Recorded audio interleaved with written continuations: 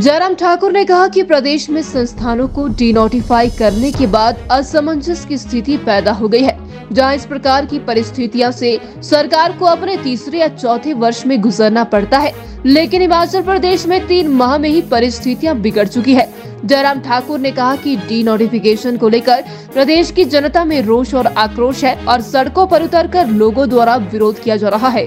उन्होंने कहा कि आक्रोश रैलियों के माध्यम से लोग अपने आप पहुंचकर अपना रोष व्यक्त कर रहे हैं। लोगों के गुस्से का अंदाजा मंडी, कुल्लू और कांगड़ा जिला में भाजपा की हुई आक्रोश रैलियों में इकट्ठे हुए जनसमूह से लगाया जा सकता है। रूप से विधानसभा के अंदर भी ये मामला उठेगा क्योंकि ये मुद्दा जनहित का मुद्दा है। हमने बड़ा स्पष्ट किया है कि जनहित के तमाम मुद्दों को लेकर के हम हिमाचल प्रदेश की विधानसभा के अंदर भी बात करेंगे और बाहर भी बात करेंगे। बाहर हम बात कर ही रहे हैं क्योंकि विधानसभा का सत्र अब कल से शुरू हो रहा है, तो निश्चित रूप से विधानसभा के अंदर भी इसमें बात होगी। और यहाँ तक कि हमने ये भी तय किया है कि कानूनी रास्ता क्या हो सकता है, हम कोर्ट में भी जाकर के अपना पक्ष रखें। कि आज शिमला में भी एक प्रदर्शन है, शिमला जिला का प्रदर्शन आज रखा हुआ है, उसमें हम भाग लेंगे। उसके पश्चात हम जो सिग्नेचर कैंपेन हमने चलाई थी, उस सिग्नेचर कैंपेन में हम हिमाचल प्रदेश के महामहिम राज्यपाल महोदय जी को मिलेंगे, उनको सौंपेंगे कि जो संस्थान बंद हुए हैं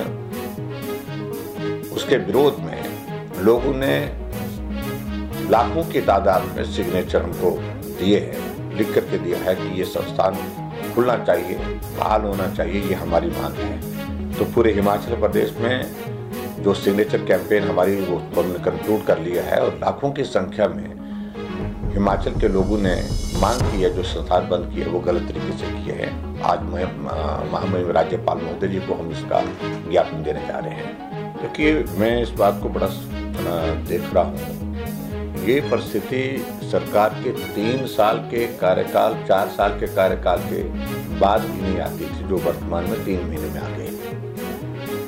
और जिस तरह से लोगों का रोष, आक्रोश सड़कों पर आकर के निकल करके देखने को मिल रहा है, तो निश्चित रूप से सरकार के खिलाफ बहुत बड़ी नाराजगी है, बहुत बड़ी निराशा है और सचमुच में मैं कहूँ भयंकर रोष और आक्रोश, गुस्सा है। जो कार्यक्रम अभी हुए उसमें मैं देख रहा हूँ कि ये संख्या हमको लाने के लिए बहुत प्रयत्न करना पड़ता था,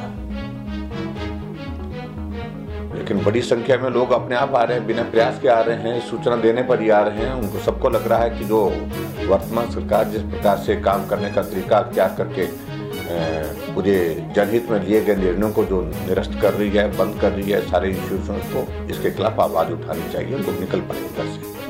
और पिछले कल पालमपुर में आपने देखा होगा, मंडी में आप लोगों ने परसों देखा होगा, तो बहुत बड़ी संख्या में लोग भाग ले रहे हैं। और मैं इस बात को कह सकता हूँ कि बहुत बड़ी नाराजगी कांग्रेस के 3 महीने के इस कार्यकाल में जो है वो देखने को मिल रही है। ओपीएस के बारे में इन प्रिंसिपल डिसीजन हुआ है कि ओपीएस देंगे, लेकिन कब तक इसी बात को लेकर के हर कैबिनेट में ओपीएस पर बात करते रहेंगे, लेकिन देंगे कब और किस तरह से देंगे, उसका स्वरूप क्या होगा, उसकी मेथोडोलॉजी क्या होगी और उन सारी चीज़ों को लेकर के अब स्पष्ट नहीं है। देखिए, कर्मचारियों ने अगर ओपीएस मांगा तो उन्हें सीधे एक ही बात कही है कि हमें ओपीएस, सीधा ओपीएस चाहिए। ओपीएस में उसमें कोई भी मॉडिफिकेशन, कोई भी चेंज नहीं चाहिए। जिस रूप में मिलता था उसी रूप में हमको चाहिए। लेकिन मुख्यमंत्री सुखविंदर सिंह सुक्खू जी ने कहा कि हम अपना स्टेट का अलग से एसओपी, अलग मॉडल बनाएंगे, एसओपी हम बनाएंगे। तो इसका मतलब है सीधा ओपीएस नहीं दिया जा रहा है। ओपीएस दिया जा रहा है, घुमा फिरा करके दिया जा रहा है। और घुमा फिरा करके अगर बात करें तो उसके लिए तो हमने भी कहा था कर्मचारियों को, अब इस बारे में विचार करेंगे, आपको मदद करने का रास्ता निकालेंगे।